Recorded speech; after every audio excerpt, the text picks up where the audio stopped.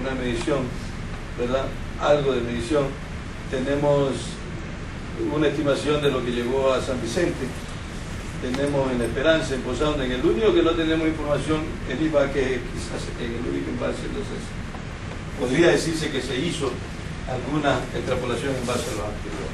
En lo demás, de alguna manera, se tenía el embalse, se tenía información batimétrica, y eso fue lo que permitió definir esta nueva curva que vemos aquí, que se llama, es un factor de excedencia, que es una relación entre la producción de sedimentos que alcanza un sitio respecto a la producción total de una cuenca.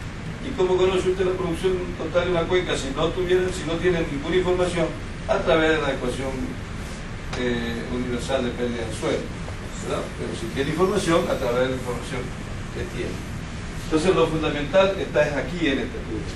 Por eso le decía yo que si nosotros le aplicamos aquí al área de drenaje los 35.000, no los 35 porque se saca por área, por babahoyo, una parte, otra parte por el piso, otra parte por el tablet, le saca el factor de excedencia con la producción de sedimentos, ¿verdad? Esos 7 millones se transforman en realidad en 50 o 60 millones de metros cúbicos, ¿no? Pero lo que llega a Guayaquil es eso. No sé si de alguna manera está subsanada la inquietud. Bueno, eso como fundamental el sedimento, ¿verdad? Pero nosotros en Guayaquil, o en el estuario del río Guaya, tenemos un elemento adicional al sedimento, que es la marea. La marea, pues obviamente tiene una incidencia fundamental en las inundaciones que se producen en el delta del río Guaya, sobre todo cuando estas, pues, es lo que normalmente ocurre, una coincidencia entre la pleamar con el ingreso de las avenidas. Eso, en conjunto con la deposición de sedimentos de los ríos, da lugar, pues, a un fenómeno realmente complejo. Usted tiene las avenidas que bajan cargadas de sedimentos, por otro lado la influencia de la marea, que ejerce una especie de presa que no deja pasar el agua y que alienta la deposición.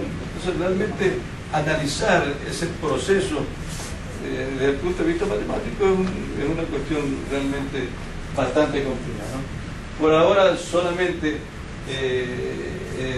nos circunscribimos a decir que la influencia de la marea es un factor adicional a los problemas de sedimentación y de inundaciones que sufren anualmente la parte baja de la cuenca del Guaya. Ahora bien, hablando solamente de las causas por lo pronto, ¿verdad? Hay un aspecto que es fundamental, la morfología del río. Más allá de lo que está en la diapositiva, la morfología de ríos es una ciencia a través de la cual nosotros podemos conocer la estructura y el proceso que los sistemas subfluviales han tenido a lo largo de los años para llegar a tener lo que nosotros vemos en esto. Es decir, a través de un estudio morfológico nosotros conocemos la historia del río, de su génesis. Entonces hay que diferenciar dos cosas. Y esto que voy a decir, de ninguna manera, si hay alguna persona aquí especializada en geología, de ninguna manera es una crítica a ello, absolutamente. Sino que una cosa es la geomorfología o la morfología fluvial vista desde el punto de vista de un ingeniero geólogo. ¿Por qué razón? Porque el ingeniero geólogo por naturaleza trabaja con espacios de tiempo, ¿verdad?, bastante extensos. O sea, le dice a uno cómo han sido los procesos morfológicos ocurridos hace 10.000 años, hace 20.000 años, y también le dice lo que va a ocurrir hace 10.000 años, ¿verdad? Entonces, obviamente, nosotros, bueno, no sé si todos somos ingenieros civiles o están estudiando ingeniería civil, pero en todo caso, en la ingeniería civil se maneja lo que nosotros, una definición que se le llama la perspectiva histórica.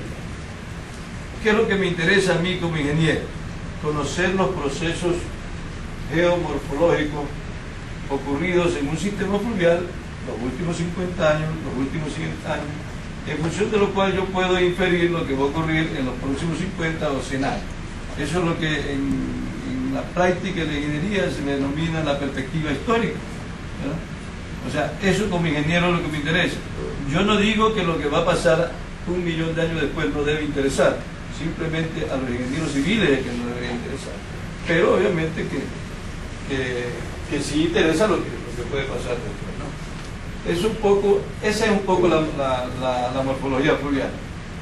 Estudia la estructura y el proceso que los sistemas fluviales han tenido a lo largo de los años para poder configurar lo que nosotros vemos en la actualidad. Y en base a eso podemos inferir lo que puede pasar en esto. Eso es en resumen la morfología fluvial. Entonces, ya, metiéndonos un poco para entender, ¿verdad?, más el tema. Esto que ocurrió en el valle del río Mississippi y que está definido en estas 4 diapositivas, ¿verdad? Este era el valle del río Mississippi cuando el nivel del mar estaba 600 pies más abajo de lo que está en este momento. Allá es el valle que se va rellenando, ¿verdad?, con el nivel del mar un poco más arriba, solo 100 pies por abajo del nivel actual. Aquí 20 pies por abajo del nivel actual, y aquí lo que nosotros tenemos en esta diapositiva es lo que existe, lo que estamos viendo ahora, ¿verdad? Entonces hay un proceso, ¿verdad?, de erosión, de transporte y de deposición, que fue lo primero que definimos aquí. Eso es lo que ha ocurrido hace 20.000 años en la cuenca del río Mississippi.